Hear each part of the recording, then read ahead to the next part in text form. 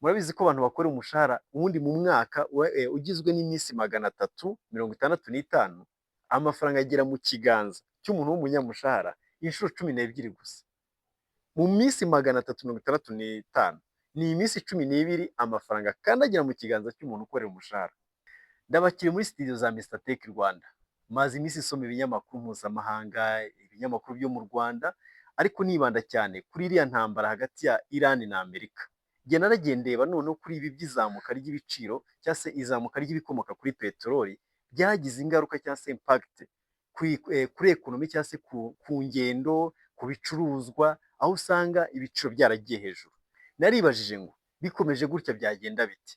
Ibi byanteye gusoma cyane, ariko bisanga hari n'ibintu nagiye nsoma nk'igitabo bita Psychology of Money, kigendanye n'amabanga cyangwa se uburyo wakoresha amafaranga. Ni ukuvuga ngo byampaye kubona, ni ukuvuga ngo ubushakashatsi nakoze bwanyeretse ibintu 5 cyangwa se 6 dushobora gukora ku buryo ibihe nk'ibi ngibi bitadukanga, ahubwo nanone bitubera inzira cyangwa se uburyo bwo gufunguka kugira tubashe kubaho. Muraza gukunda iki kiganiro kubera ko ngiye kubereka ubwo buryo cyangwa se uko wakwitwara mu bihe nk'ibi ngibi, kugira ngo nawe ibi biri kuba bitazaguhungabanya, kuko biguhungabanyije ni ukuvuga ngo wasubira inyuma.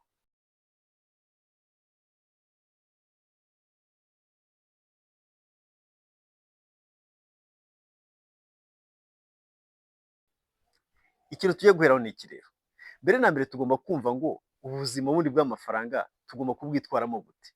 Ibihe nk'ibi by'izamuka ry'ibiciro ni iki nagakoze? Ubundi ikintu cya mbere wagakoze ni ukwicara ugatora ikaramu, ukandika ukavuga uti imibereho uko nabagaho bigomba guhinduka.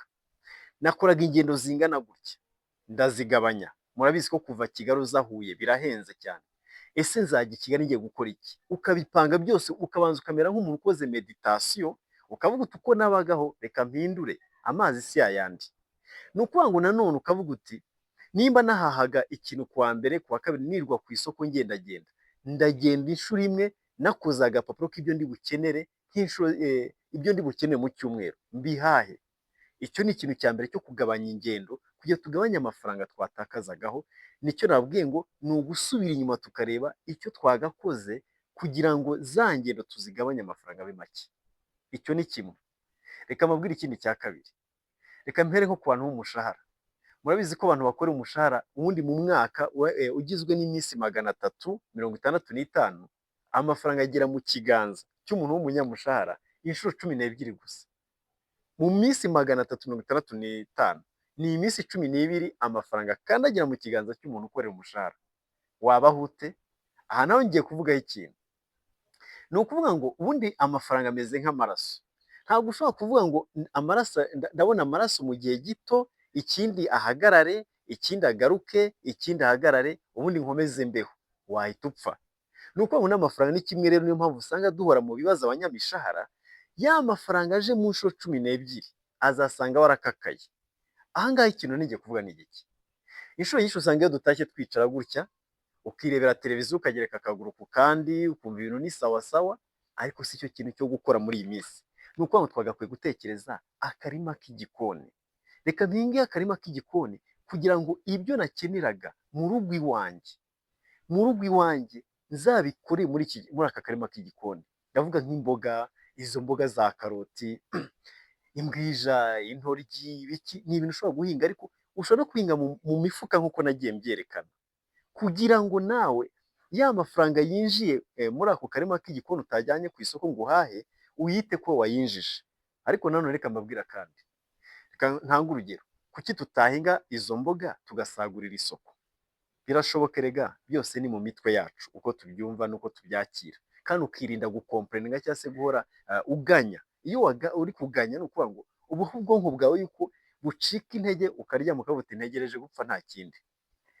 Nitumara guhingira akarima k'igikoni tugashora ku isoko, si ngombwa ngo ushore byinshi cyane, ariko twa dufaranga tugenda tuza ni nka ya maraso aba atembera mu mubiri w'umuntu. Amafaranga ni nk'amaraso. Icyo ni ikintu cya kabiri twagakoze, kumva ko mu butaka ufite uko bungana kose ugomba kubuhinga. Mu bihe nk'ibi ngibi twita bya inflation, habaho umuntu producer cyangwa se umuntu ugira ibyo atanga, ariko wowe uhora ukenera. Ni ukuvuga ngo uhura n'ibibazo ndababwiye. dushake imirima dukodeshe, duhinge ibishyimbo, duhinge imyumbati, ducuruze. Dushobora gucuruza guys. Urugero nkanjye ushobora kuntuma nk'ingemwe za avoka nazikubonera ndazicuruza. Ushobora kuntuma ingemwe z'imizabibu ndazifite ndazicuruza. Ibyo byose nagiye mbitekereza kubera ko ugenda ubibona za nshuro 12 navuze ukasanga ntabwo zihagije ngo ubuzima bukomeze bwa buri munsi. Aha ngaha ndabashishikariza abanyamishahara twumve natwe tukanguke. Ntabwo gucuruza gusa ari ukuvuga ngo nzagira iduka. Ushobora kuba ufite umuntu ufite ibicuruzwa atazi aho abijyana, ukaba wabifata ukabijyana ukungukaho nawe, birashoboka. Abantu rero nanone bacuruza kuri bya bindi navugaga by'ingendo nsubiye inyuma. Twige gupostinga kuri WhatsApp kugira ngo abantu twegeranye baduhahire hafi batiri bajya ku isoko.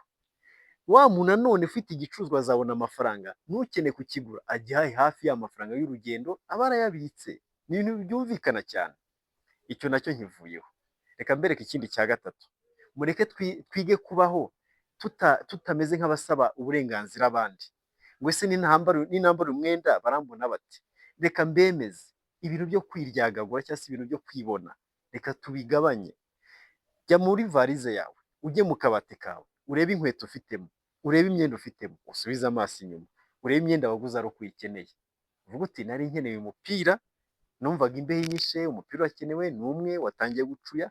Urebe inkweto ufite utajya wambara, utekereze icyo kintu. Ese nufata ayo mafaranga ukayabika, ntazakubeshaho muri iyi minsi tuvuga ngo ibintu byaraheze.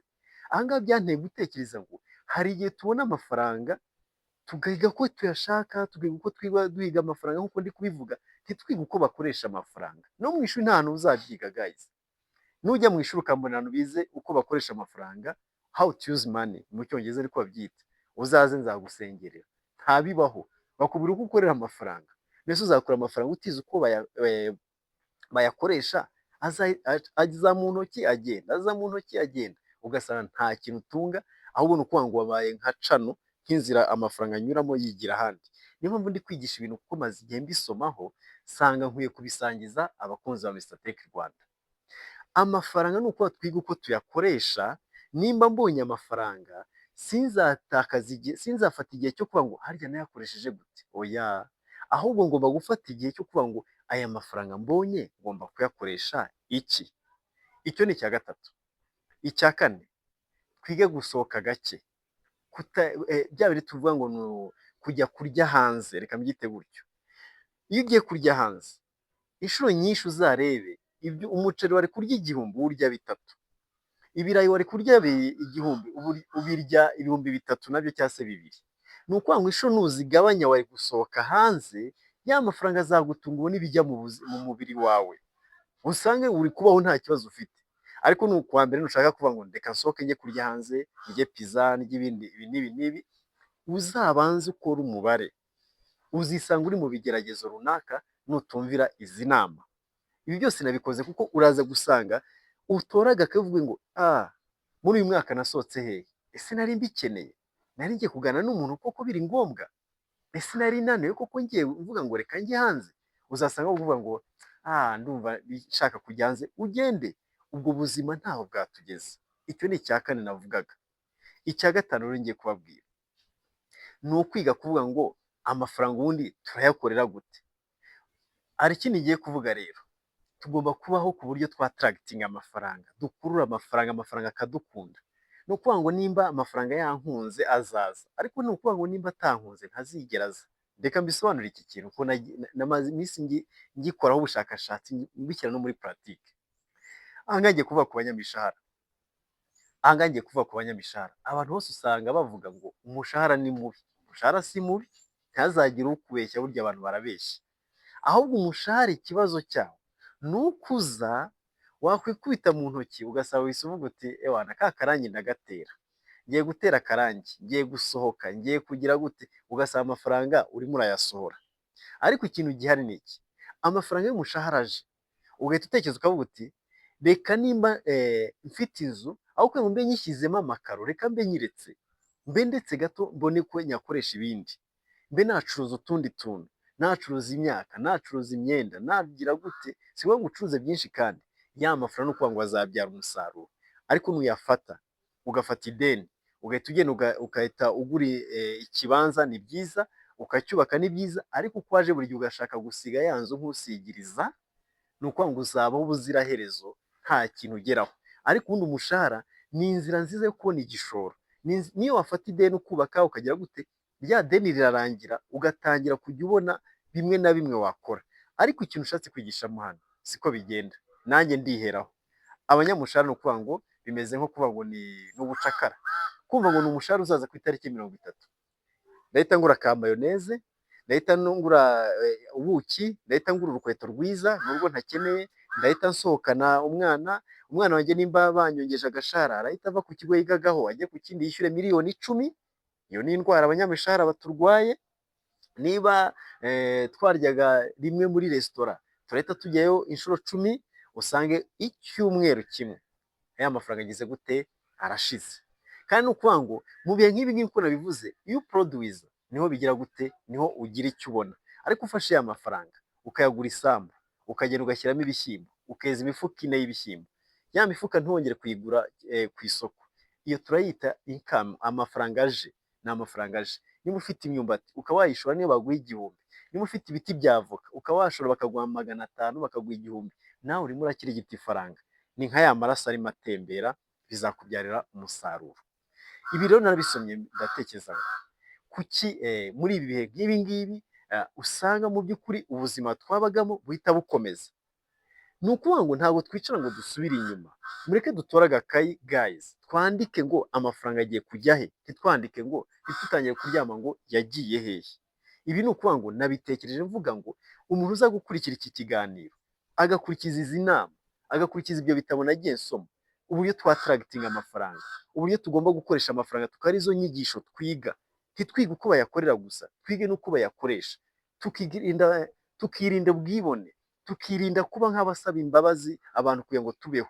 Iki nakivuze nacyo, kwirinda kubaho nk'usaba imbabazi, bivuze ngo jewe kubera iki ntekereza ko uwo mwenda ngiye kwambara nkwambarira abandi ngo bambone, ntawe ukureba guys, babibereye mu byabo. Nimba umwenda ukubereye ni byiza, si byiza kwambara umwenda utakubereye, ariko witekereza ko kukubera bivuze ko abantu bari bukwemere, bakwemera kubera ikirimo hano. Rero nabitekereje gutya, ndavuga ngo mureke dufate umwanzuro, dutore ikayi dusubiremo, twige cyane. Nzagenda bagezeho byinshi bitandukanye muri studio za Mr Tech Rwanda cyangwa se kuri iyi channel Mr Tech Rwanda, kugira ngo tubashe kuya gute, tubashe kubaho, dusobanuke, dusobanukirwe. Iyo udasoma ugira gute, urapfa. Nabakunda rero, mumpe ibitekerezo byanyu, ingingo mwifuza ko twaganiraho, kandi mukore subscribe, like na share. Murabona akavura karaguye, akavura n'umugisha. Ibiganiro byacu nakagaruka, stay tuned.